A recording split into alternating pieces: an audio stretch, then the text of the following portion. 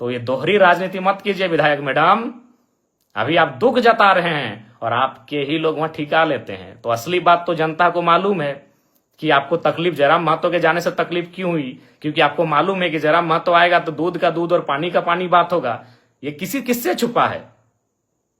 चलिए, नाम लेने में अचरज का है। सुने आपके पति महोदय को वहां ठिका मिलता है, अभी करोड़ों का ठिका मिलता है। तो आप मुझे देखकर आपका बौखलाना तो लाजमी है। जी हाँ, आप बार बार श्वेता जी का नाम ले रहे हैं, मैं उस पर भी कहूंगा और मैं श्वेता मैडम को एक पत्र भी लिखूंगा। मैं कानूनी कार्रवाई के लिए तो एसपी महोदय को लिखूंगा ही उनके समर्थकों पर, लेकिन श्वेता मैडम को भी लिखूंगा कि श्वेता मैडम, अगर ढूलू महतो कल पहुंच जाए माननीय सांसद, तो क्या आपके समर्थक उनका बोर्ड उखाड़ेंगे? बोकारो के पूर्व विधायक अगर ब्रंची नारायण जी अगर वहां पहुंच जाएं, तो क्या आपके समर्थक उनका बोर्ड उखाड़ेंगे? क्योंकि बोकारो जिला से हमारे योगेंद्र प्रसाद मंत्री जी आते हैं। कल को अगर विस्थापितों के समर्थन में योगेंद्र प्रसाद मंत्री जी पहुंच जाएं, तो श्वेता मैडम, क्या आपके समर्थक और आप उनका बोर्ड उखाड़ेंगे? क्या कल को रघुवर दास जी चूंकि गिरिडीह आए थे, हो सके कल बोकारो अगर आ जाए पूर्व मुख्यमंत्री रघुवर दास जी, क्या आपके समर्थक उनका बोर्ड, उनकी गाड़ी का नंबर प्लेट उखाड़ेंगे? अरे आपने तो हद कर दिया। और आप क्या बयान दे रही है इंटरव्यू में कि कुछ दिनों पहले, अरे आप जब विधायक बनी है ना मैडम, तब से आप में ये तेवर है। जब हम विधायक नहीं बने थे ना, उससे पहले से हम विस्थापितों की आवाज बनते आए हैं और विस्थापितों के धरने में, आंदोलन में सहभागिता देते आए हैं। क्या बात करती हैं मैडम? आप एक स्त्री थी इसीलिए मौन रहें, आप एक नारी थी इसलिए मौन रहें। बाकी आपको स्वयं मालूम है आपने आज क्या कृत्य किया। हमने ना आपको कुछ बोला था, हम तो, मेरी गाड़ी वहां खड़ी हुई थी, हम तो केवल आपके, हमारी गाड़ी गई थी ना, हमको तो मालूम भी नहीं आप एक महिला हो के विधायक हो के इस प्रकार आई।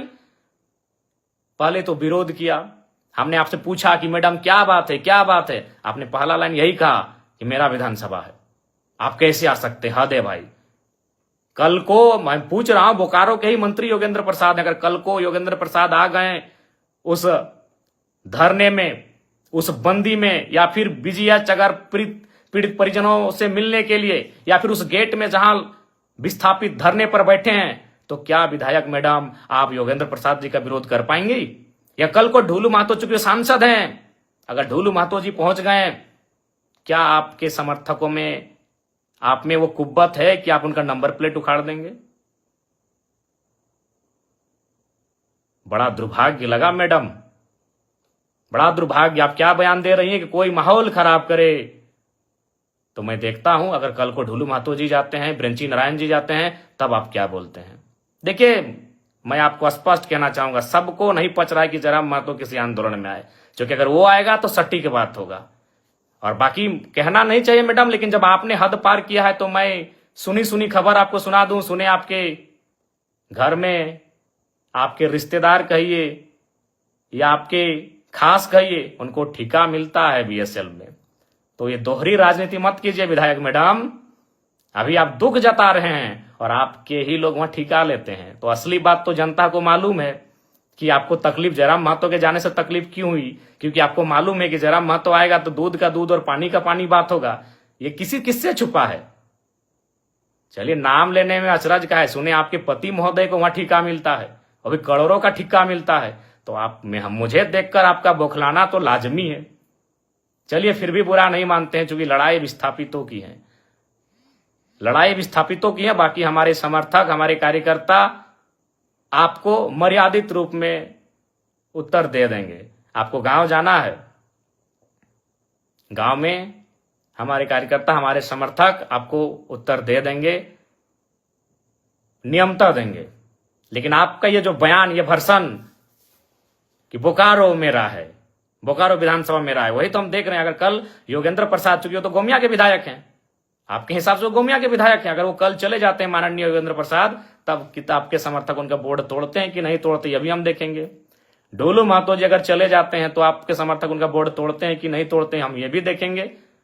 और अगर ब्रंची नारायण पूर्व विधायक बोकारो अगर जाते हैं कल विस्थापितों से मिलने या धरना स्थल पर, तो आपके समर्थक उनका बोर्ड तोड़ते हैं कि नहीं तोड़ते हैं, यह भी हम देखेंगे। ये दुर्भाग्यपूर्ण है, आपकी संकीर्ण सोच को आश्चर्य लग रहा है कि आप इतना संकीर्ण, आपकी सोच कैसे हो गई आज। खैर, सोच आपकी संकीर्ण कैसे हुई, और हम तो बिल्कुल स्पष्ट कहेंगे, झारखंड वासियों, विस्थापितों, विधायक मैडम के साथ जितने लोग पीछे खड़े थे, आप करीब से उनको चेक कर लीजिए, वो झारखंडी नहीं थे।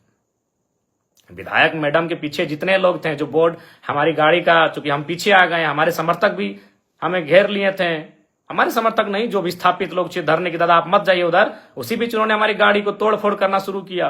और हमने पहले ही कह दिया था कि उनको जो करना है करे, वो नारी हैं, हम कुछ नहीं बोलेंगे।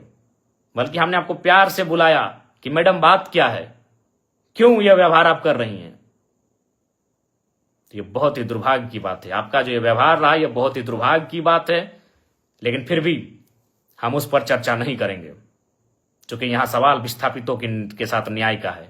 बाकी आपको हम एक पत्र लिख रहे हैं, उस पत्र का आशा करते हैं आप उत्तर देंगे।